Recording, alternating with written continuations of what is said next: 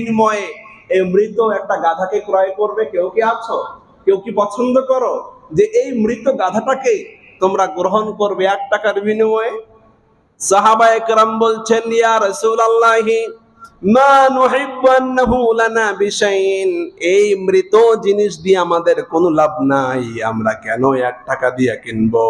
হুজুর কসম করলেন, ফাওয়াল্লাহি ফাওয়াল্লাহি ফাওয়াল্লাহি, আমি বিশ্বনবী আল্লাহর নামে কসম করছি, লাদ-দুনিয়া আহওয়ানু আলাল্লাহি মিন হাযা আলাইকুম, মনে রেখে দিও আল্লাহর কাছে এই গোটা দুনিয়া, এই মৃত নাপাক প্রাণীর চাইতে আল্লাহর কাছে এই দুনিয়া সব চাইতে নিকৃষ্ট।